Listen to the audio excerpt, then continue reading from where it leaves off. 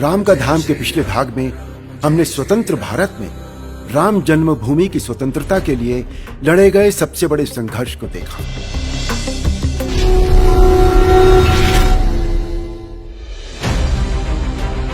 आज हम देखेंगे कि कैसे करोड़ों लोगों की आस्था और सैकड़ों साक्ष्यों के बावजूद श्री राम मंदिर निर्माण के लिए 135 साल लंबा कानूनी संघर्ष का दौर चला। जब पहली बार अदालत पहुंचा राम मंदिर का मामला, जब निर्मोही अखाड़ा ने डिप्टी कमिश्नर फैजाबाद को अर्जी देकर मंदिर बनाने की अनुमति मांगी, जो नामंजूर हो गई। इसके बाद महंत रघुवर दास पहली बार इस मामले को न्यायालय के समक्ष ले गए। साल 1886 में फैजाबाद के तत्कालीन जस्टिस कैमियर ने अपने फैसले में ये बात स्वीकार की थी कि विवादित ढांचा हिंदुओं के पवित्र स्थल पर बना है, लेकिन करोड़ों हिंदुओं की आस्था को अनदेखा करते हुए यथास्थिति बनाए रखी गई और इसी के साथ 135 साल लंबा कानूनी संघर्ष शुरू हो गया। दिसंबर 1949 में विवादित ढांचे में भगवान राम की मूर्तियां प्रकट होने के बाद कोर्ट के आदेश पर इस पूरे विवादित परिसर पर ताला जड़ दिया गया। 26 सालों बाद खुला ताला। 1985 में उमेश चंद्र पांडे नाम के एक युवा वकील ने राम जन्मभूमि परिसर में पूजा अर्चना करने के लिए ताला खोले जाने की कोर्ट से अनुमति मांगी, जिसके बाद 1 फरवरी 1986 को फैजाबाद कोर्ट ने लोगों को परिसर में पूजा करने की अनुमति देते हुए ताला खोलने का आदेश जारी कर दिया। इसके बाद विवादित स्थल में रामलला की पूजा के लिए ताले खोल दिए गए।